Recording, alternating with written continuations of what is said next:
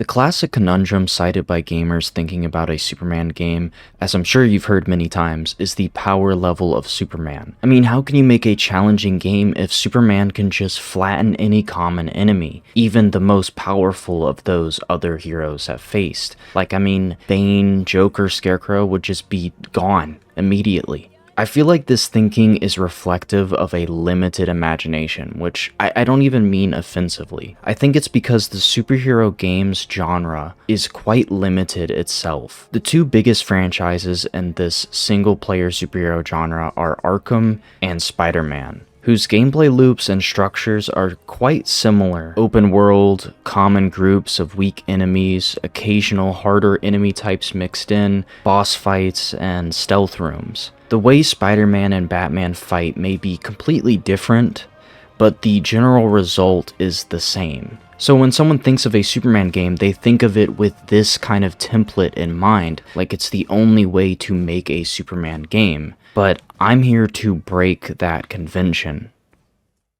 Dishonored, Hitman, Superhot. What do these three games have in common? Is it the guns? No, not really. Is it the time alteration? Not necessarily. First person? No, Hitman has third person. Before I give the connection away, let me explain what these three games are. I promise it's crucial to actually understanding my dream Superman game. Dishonored 1 and 2 prides itself in highly detailed and versatile levels. You play as what is effectively a ninja, someone who hides in the shadows but can also cut open an entire group if caught. Here you study the environment, you look for options, ways of solving the same problem. Often that problem is murder or theft. How do I assassinate this person or steal this object in a way I can get away with? How can I systematically clear each floor of this building without being caught once? Dishonored is often played slowly, literally mapping out the environment one step at a time, shaving the walls and ceiling slowly. Locations are blueprints to be learned, trying to uncover the hidden designs of the game designers. What hidden features, interactions, and Easter eggs are the developers hiding in this level? It's always a guarantee to find them. Hitman, especially the newest set of games by IO Interactive, has a similar premise but with a modern twist. You are an assassin who has no connections to the places they work in. Someone whose only goal is to get the job done, whatever gets the targets eliminated, however bombastic or mundane the solution is. Agent 47 can become anyone, and his stoicism makes him confident in every single situation. It is the player's task to experiment and find the many hidden opportunities and routes in each complex, highly polished level. In these games, even Dishonored, there is a special type of sting when you get caught, an urge to just wipe the save and start over. There's no feeling in these games like a clean kill with no trace. Superhot is a game about surviving an onslaught of people coming to kill you with guns, swords, bats, you name it. For literally no reason, they are just after you. It could be in a city plaza, an office, or a penthouse, and the structure of the level, every wall or barrier or computer, must be utilized perfectly, because a single cut or bullet wound means death. You restart. A level might start out with someone shooting you in the head literally at point-blank range, but you have a superpower that they don't. When you move, time moves. In a way, you control the speed of time, and with that comes super speed thinking and reaction time, allowing you to do things no one could in real time. You will die over and over and over in the same room until you pull off an impossible feat that makes you unstoppable, inhuman. You will learn how to use people's weapons against them, learn how to stop bullets with bottles or plates, preemptively throw a katana in the air to catch after you use up all of the bullets in your AK. In my dream Superman game, I want to use elements from all of these titles, but what do they have in common specifically? Each of these games have handcrafted, highly refined, and dynamic levels specifically to enforce efficiency. In these games, you will die over and over again until you learn a precise, impossible set of actions to near perfection. Death is only a suggestion to failure. It's not even an annoyance, it's an invitation. The game is daring you, baiting you to do it better next time. The simple ability to reuse knowledge from failure and apply it gives the player an ability that makes them more dangerous than any human they come across. That ability brings the player closer and closer to the feats of Superman. Superman can hear anything, see everything happening around him. He knows when a crime is occurring, when a monster is attacking, and will arrive in seconds. Sometimes so much is happening at once he needs to do actions we couldn't even comprehend in a normal time span. Superman is not endangered by strength or power. His one weakness is the stresses of time itself, something he is constantly putting to the test. This is what a Superman game would be about. Picture this, a young Clark Kent, only just recently getting employed in Metropolis as a firefighter, comes into a familiar sandwich place and sits down after a long shift. He catches a report over the radio of an ongoing robbery gone violent in Metropolis Central. He gets his sandwich, but he knows he can't eat it in time. He immediately says goodbye to the confused owner who he knows very well. Usually Clark would stay and chat, but not today. He needs to test the waters of superheroism. He walks out to the back into an alley where he gives his sandwich to a homeless man. He enters a phone booth and transforms into the bright blue and red Man of Steel. He hands off his clothes to the stunned man and asks if he could look over them. This shouldn't take long.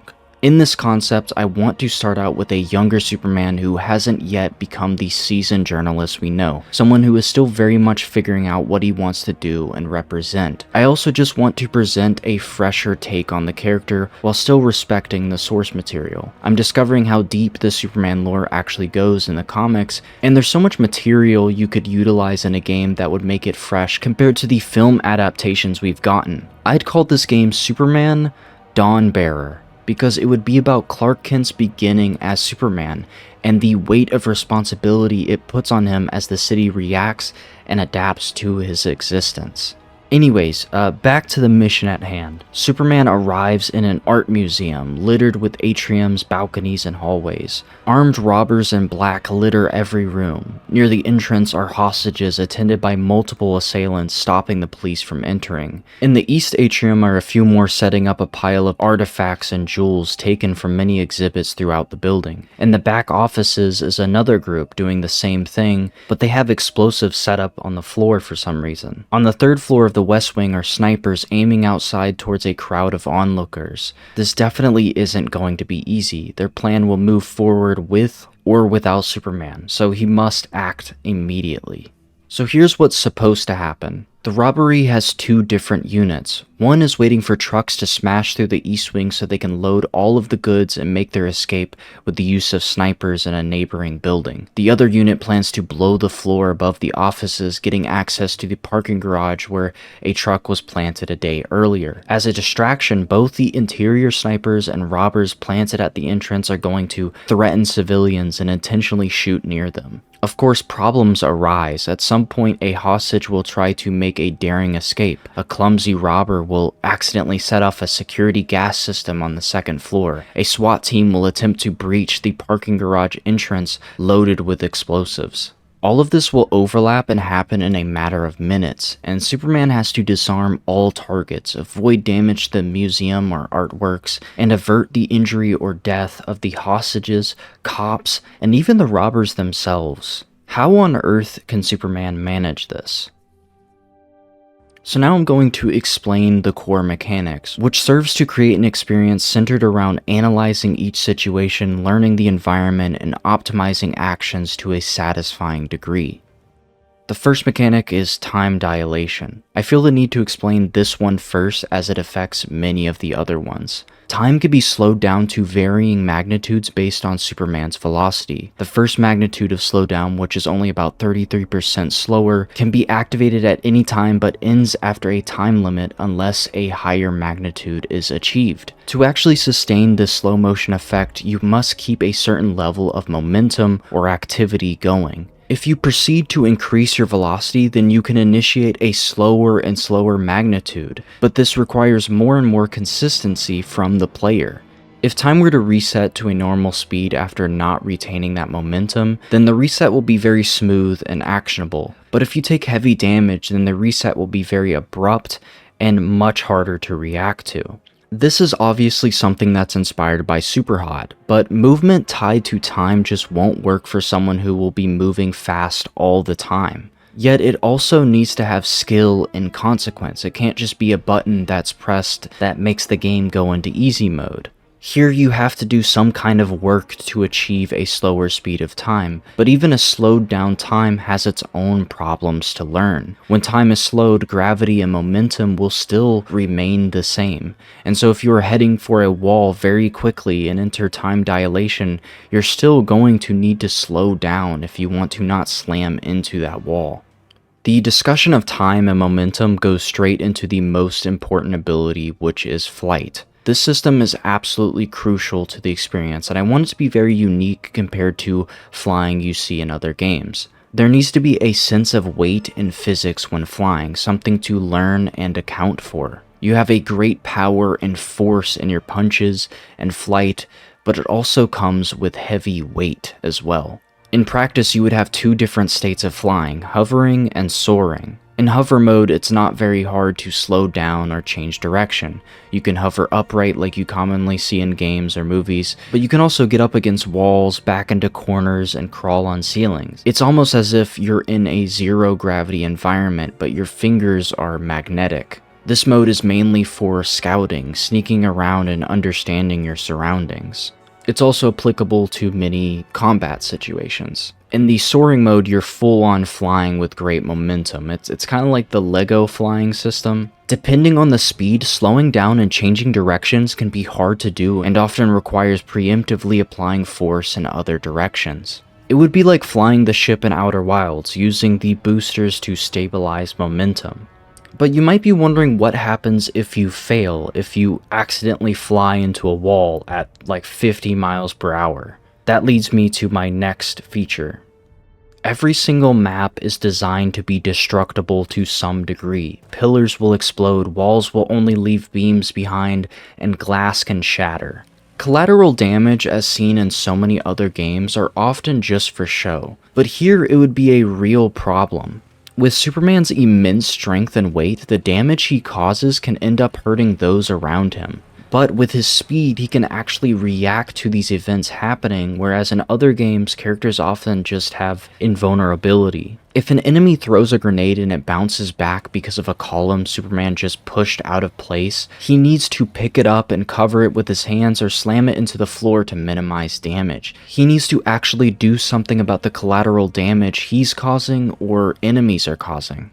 Now, how do you actually stop enemies? Like, how do you attack them? Well, you would have a variety of attacks which can vary in strength based on how long you hold the input. The four common attacks are push, strike, restrain, and grab. All of these moves can be done at any direction and at different speeds, which will give a different result. So the push move is where he hovers, then shoves the enemy with his shoulder. Strike is either a punch or kick, which is obviously going to do the most damage. Restrain is where Superman grabs an enemy and holds them down, which allows him to knock them out. This is basically the stealth takedown. A grab is similar to the restrain, where he takes an enemy and holds them, but he's still moving. From here you can throw an enemy or even slam them into a surface if you're already soaring.